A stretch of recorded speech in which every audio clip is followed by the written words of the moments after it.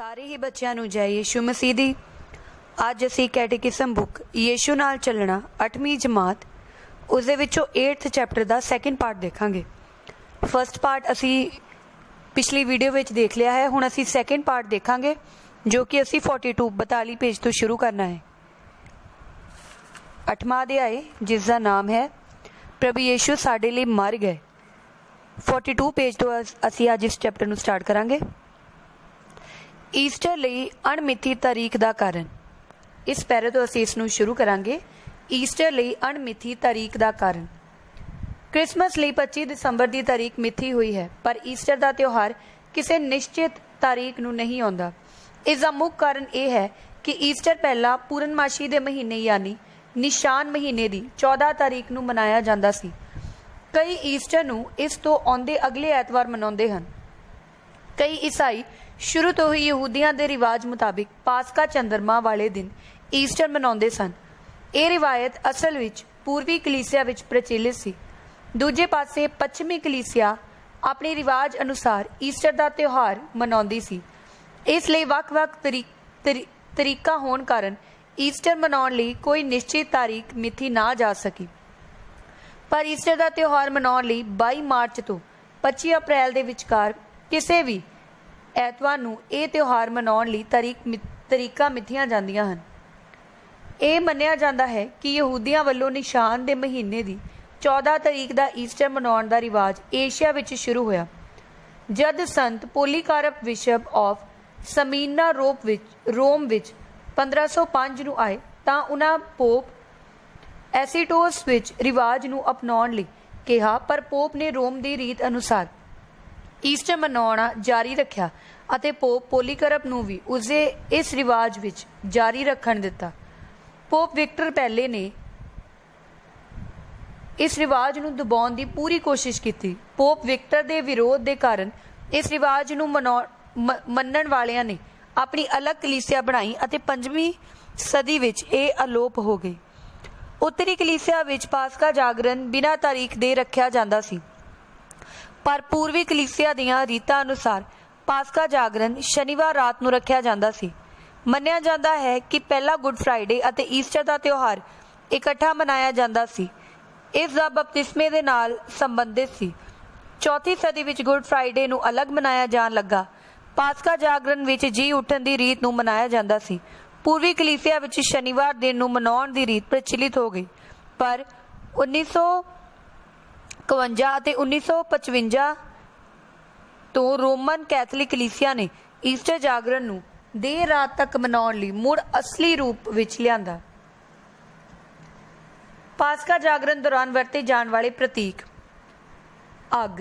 ਪਾਸਕਾ ਜਾਗਰਣ ਦੀ ਪੂਜਾ ਵਿਧੀ ਦੀ ਰੀਤ ਨਵੀਂ ਅੱਗ ਬਾਲ ਕੇ ਸ਼ੁਰੂ ਕੀਤੀ ਜਾਂਦੀ ਹੈ। ਇਹ ਅੱਗ ਖੁਦਾ ਦੀ ਮੌਜੂਦਗੀ ਦਾ ਇੱਕ ਪ੍ਰਤੀਕ ਹੈ। ਪੁਰਾਣੇ ਨੇਮ ਵਿੱਚ ਅਸੀਂ ਪੜ੍ਹਦੇ ਹਾਂ ਕਿ ਖੁਦਾ ਇਸਰਾਏਲੀ ਲੋਕਾਂ ਦੀ ਅਗਵਾਈ ਖੁਦ ਅੱਗ ਦਾ ਖੰਭਾ ਬਣ ਕੇ ਕਰਦਾ ਸੀ। ਪਾਸਕਾ ਮੋਮਬੱਤੀ।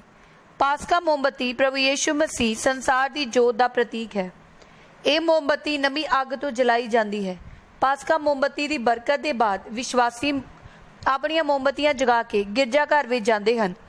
ਇਹ ਪਾਸਕਾ ਮੋਮਬੱਤੀ ਪ੍ਰਭੂ ਯਿਸੂ ਮਸੀਹ ਦੇ ਸਵਰਗ ਵਿੱਚ ਚੜ੍ਹ ਜਾਣ ਦੀ ਈਦ ਤੱਕ ਜਗਾਈ ਜਾਂਦੀ ਹੈ। ਮੋਮਬੱਤੀ ਤੇ ਸਲੀਬ ਦਾ ਨਿਸ਼ਾਨ। ਮੋਮਬੱਤੀ ਤੇ ਸਲੀਬ ਦਾ ਨਿਸ਼ਾਨ ਸਾਨੂੰ ਉਸ ਸਲੀਬ ਦੀ ਯਾਦ ਦਿਲਾਉਂਦਾ ਹੈ ਜਿਸ ਉੱਤੇ ਯਿਸੂ ਨੇ ਜਾਨ ਦੇ ਕੇ ਸਾਨੂੰ ਮੁਕਤੀ ਦਿੱਤੀ ਹੈ। ਲੁਬਾਨ ਦੇ ਗੋਲੇ। ਮੋਮਬੱਤੀ ਵਿੱਚ ਲੁਬਾਨ ਦੇ 5 ਗੋਲੇ ਲਗਾਏ ਜਾਂਦੇ ਹਨ ਜੋ ਪ੍ਰਭੂ ਯਿਸੂ ਮਸੀਹ ਦੇ 5 ਜ਼ਖਮ ਜਿਹੜੇ ਹੱਥਾਂ ਪੈਰਾਂ ਤੇ ਵੱਖੀ ਵਿੱਚ ਕੀਤੇ ਗਏ ਦੇ ਪ੍ਰਤੀਕ ਹਨ। Alpha omega. ਯੂਨਾਨੀ ਭਾਸ਼ਾ ਦਾ ਪਹਿਲਾ ਅਤੇ ਆਖਰੀ ਸ਼ਬਦ ਇਹ ਦਰਸਾਉਂਦਾ ਹੈ ਕਿ ਪ੍ਰਭੂ ਯਿਸੂ ਮਸੀਹ ਆਦ ਅਤੇ ਅੰਤ ਹੈ। ਸਾਲ। ਪਾਸਕਾ ਮੋਮਬੱਤੀ ਤੇ ਸਾਲ ਵੀ ਲਿਖਿਆ ਜਾਂਦਾ ਹੈ ਜਿਸ ਦਾ ਮਤਲਬ ਹੈ ਕਿ ਸਾਰੇ ਸਮੇਂ ਤੇ ਯੋਗ ਪ੍ਰਭੂ ਯਿਸੂ ਮਸੀਹ ਦੇ ਹਨ। ਪਾਕ ਪਾਣੀ।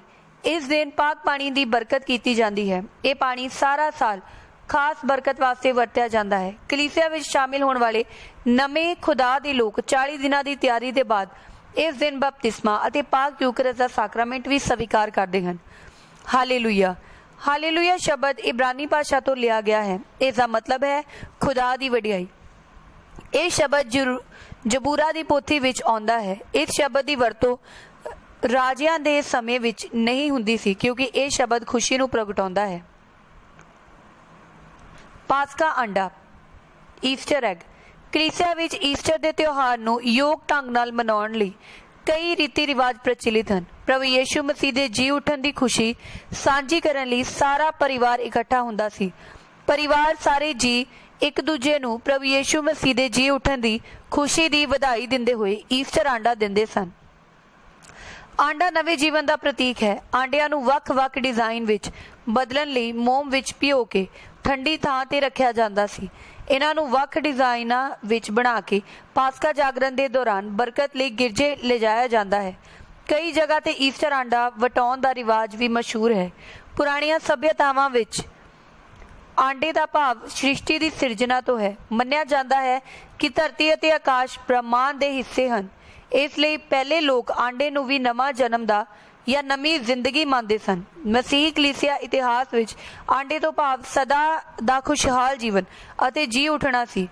ਇਸ ਲਈ ਪਾਰਸੀ ਅਤੇ ਯੂਨਾਨੀ ਲੋਕ ਆਪਣੇ ਰਿਸ਼ਤੇਦਾਰਾਂ ਨੂੰ ਸਰਦੀ ਰੁੱਤ ਤੇ ਜਾਣ ਦੀ ਖੁਸ਼ੀ ਤੇ ਬਸੰਤ ਰੁੱਤ ਤੇ ਆਉਣ ਦੀ ਖੁਸ਼ੀ ਤੇ ਵਿੱਚ ਇੱਕ ਦੂਜੇ ਨੂੰ ਆਂਡੇ ਤੋਹਫੇ ਵਜੋਂ ਦਿੰਦੇ ਸਨ। ਇਹਨਾਂ ਲੋਕਾਂ ਨੇ ਈਸਾਈ ਧਰਮ ਵਿੱਚ ਆਉਣ ਦੇ ਮਗਰੋਂ ਇਸ ਰੀਤ ਨੂੰ ਕਾਇਮ ਰੱਖਿਆ ਅਤੇ ਇਸ ਨੂੰ ਨਵੇਂ ਅਰਥ ਦਿੱਤੇ। ਇਹ ਆਂਡਾ ਪ੍ਰਭੂ ਯੀਸ਼ੂ ਮਸੀਹ ਦੇ ਜੀ ਉੱਠਣ ਦੀ ਖੁਸ਼ੀ ਵਿੱਚ ਪਾਕ ਯੂਕਰਿਸਤ ਦੀ ਕੁਰਬਾਨੀ ਦੇ ਬਾਅਦ ਖਾਧੇ ਜਾਂਦੇ ਹਨ। ਯਹੂਦੀ ਪਾਸਕਾ। ਪੁਰਾਣੇ ਨੇਮ ਅਨੁਸਾਰ ਯਹੂਦੀ ਹਰ ਸਾਲ ਪਾਸਕਾ ਦਾ ਤਿਉਹਾਰ ਮਨਾਉਂਦੇ ਸਨ। ਕੂਚ 12 ਦੇ ਅਨੁਸਾਰ ਪਾਸਕਾ ਦੀ ਈਦ ਦੇ ਦਿਨ ਹਰ ਘਰ ਵਿੱਚ ਲੀਲਾ ਵੱਢਿਆ ਜਾਂਦਾ ਸੀ ਅਤੇ ਉਸ ਦਾ ਖੂਨ ਚੁਗਾਠਾਂ ਤੇ ਦਰਵਾਜ਼ਿਆਂ ਤੇ ਲਗਾਇਆ ਜਾਂਦਾ ਸੀ। ਉਸ ਦਿਨ ਦੀ ਯਾਦ ਨੂੰ ਮਨਾਉਣ ਲਈ ਜਦ ਖੁਦਾ ਮਿਸਰ ਵਿੱਚੋਂ ਲੰਘਦਿਆ ਸੀ, ਜਿਨ੍ਹਾਂ ਦਰਵਾਜ਼ਿਆਂ ਤੇ ਖੂਨ ਦੇ ਨਿਸ਼ਾਨ ਨਹੀਂ ਸੀ, ਉਹਨਾਂ ਦੇ ਪਲੋਠੇ ਪੁੱਤਰ ਜਾਂ ਬੱਚੇ ਮਰ ਗਏ ਸਨ। ਬਾਅਦ ਵਿੱਚ ਲੀਲੇ ਦੀ ਕੁਰਬਾਨੀ ਮੰਦਰ ਵਿੱਚ ਦਿੱਤੀ ਜਾਂਦੀ ਸੀ। ਯੀਸ਼ੂ ਦੇ ਸਮੇਂ ਯਹੂਦੀ ਦੀ ਇੱਕ ਖਾਸ ਈਦ ਸੀ। ਇਹ ਪਸਾਹ ਦੇ ਖਾਣੇ ਦੇ ਸਮੇਂ ਪ੍ਰਭੂ ਯੀਸ਼ੂ ਮਸੀਹ ਦੀ ਪਾਕ ਯੂਕਰਿਸਤ ਦੀ ਸਥਾਪਨਾ ਕੀਤੀ। ਈਸਾਈ ਪ੍ਰਭੂ ਯੀਸ਼ੂ ਮਸੀਹ ਦੀ ਮੌਤ ਨੂੰ ਯਹੂਦੀ ਪਸਾਹ ਦੀ ਸੰਪੂਰਨਤਾ ਮੰਨਦੇ ਹਨ। 14 ਮੁਕਾਮਾਂ ਦੀ ਸ਼ੁਰੂਆਤ। ਪ੍ਰਭੂ ਯੀਸ਼ੂ ਮਸੀਹ ਦੇ ਕਲਵੜੀ ਪਹਾੜ ਵੱਲ ਜਾਂਦੇ ਦੁੱਖਾਂ ਦੀ ਯਾਦ ਨੂੰ ਮਨਾਉਣ ਲਈ 12ਵੀਂ ਸਦੀ ਵਿੱਚ ਬਹੁਤ ਸਾਰੇ ਲੋਕ ਯਰੂਸ਼ਲਮ ਵਿੱਚ ਜਾਂਦੇ ਸਨ ਤਾਂ ਕਿ ਉਹ ਉਸ ਰਾਸਤੇ ਤੋਂ ਪ੍ਰਾਰਥਨਾਮਈ ਢੰਗ ਨਾਲ ਗੁਜ਼ਰਨ ਜਿੱਥੇ ਪ੍ਰਭੂ ਯੀਸ਼ੂ ਮਸੀਹ ਆਪਣੀ ਸਲੀਬ ਚੁੱਕ ਕੇ ਗੁਜ਼ਰੇ ਸਨ।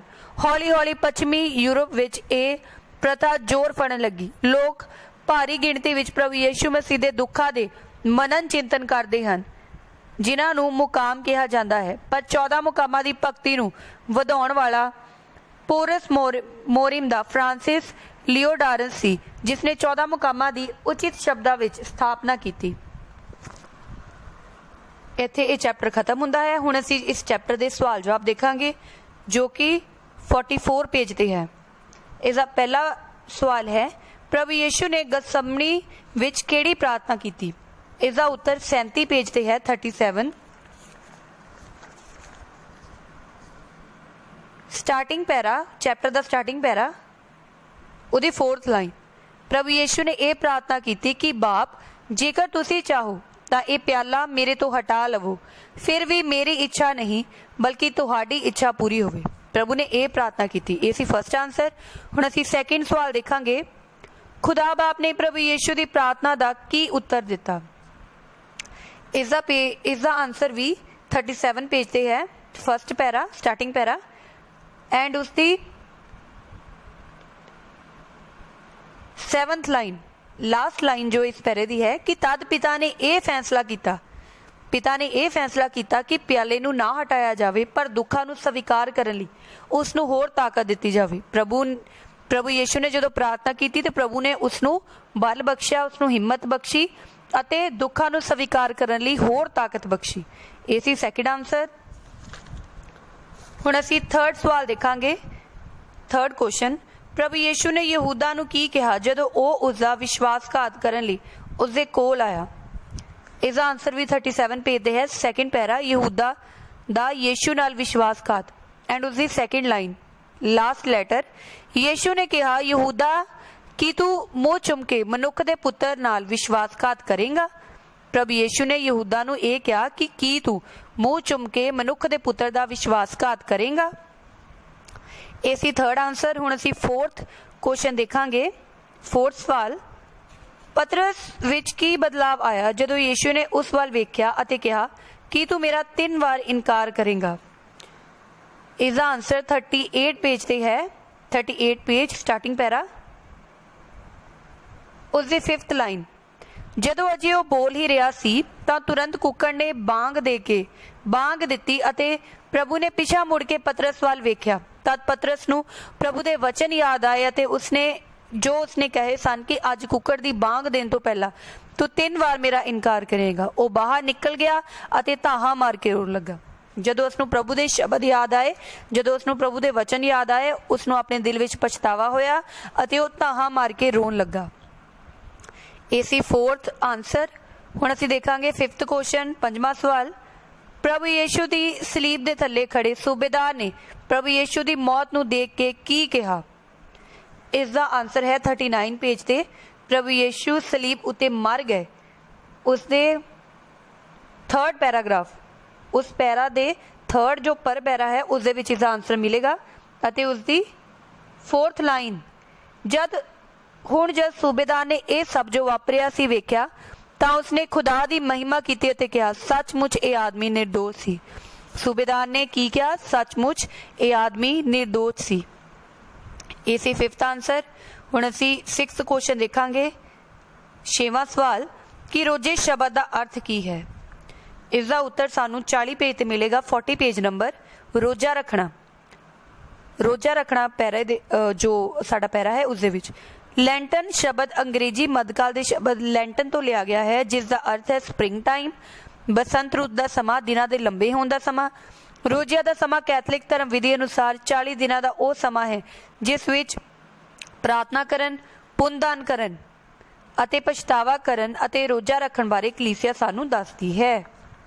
ਇਹ ਸੀ 6th ਆਨਸਰ। ਹੁਣ ਅਸੀਂ ਦੇਖਾਂਗੇ 7th ਕੁਐਸਚਨ, 7ਵਾਂ ਸਵਾਲ। ਪਾਕ ਵੀਰਵਾਰ ਨੂੰ ਕਲੀਸਿਆ ਕਿਹੜੀਆਂ 3 ਘਟਨਾਵਾਂ ਨੂੰ ਯਾਦ ਕਰਦੀ ਹੈ? ਇਸ ਦਾ ਆਨਸਰ ਹੈ 41 ਪੇਜ ਤੇ।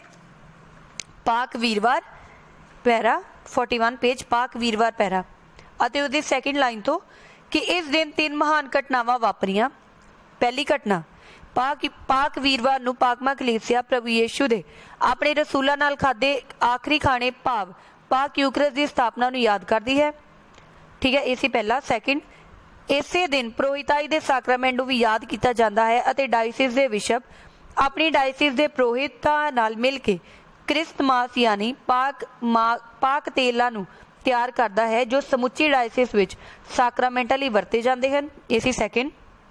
ਐਂਡ 3rd, ਇਸੇ ਦਿਨ ਪ੍ਰਭੂ ਯੀਸ਼ੂ ਮਸੀਹ ਦੇ ਆਪਣੇ ਚੇਲਿਆਂ ਦੇ ਪੈਰ ਧੋਣ ਦੀ ਰਸਮ ਨੂੰ ਵੀ ਦੁਹਰਾਇਆ ਜਾਂਦਾ ਹੈ। ਇਹ ਸੀ 3rd। ਠੀਕ ਹੈ, 3 ਘਟਨਾਵਾਂ। ਇਹ ਇੱਥੇ ਸਾਡਾ ਇਹ ਚੈਪਟਰ ਖਤਮ ਹੁੰਦਾ ਹੈ। ਇਹ 7 ਕੁਐਸਚਨ ਸੀ ਟੋਟਲ। ਇਹ ਸੀਗਾ ਐਂਡਲਾ ਆਪਣਾ ਕੁਐਸਚਨ ਤੇ ਇੱਥੇ ਇਹ ਚੈਪਟਰ ਖਤਮ ਹੁੰਦਾ ਹੈ। 8th ਚੈਪਟਰ ਜਿਸ ਨੂੰ ਅਸੀਂ ਪੜ੍ਹ ਵੀ ਲਿਆ ਹੈ ਅਤੇ ਇਸ ਦੇ ਕੁਐਸਚਨ ਆਨਸਰਸ ਵੀ ਕਰ ਲਏ ਹਨ। ਉਮੀਦ ਕਰਦੀ ਹਾਂ ਕਿ ਤੁਹਾਨੂੰ ਇਹ ਚੰਗੀ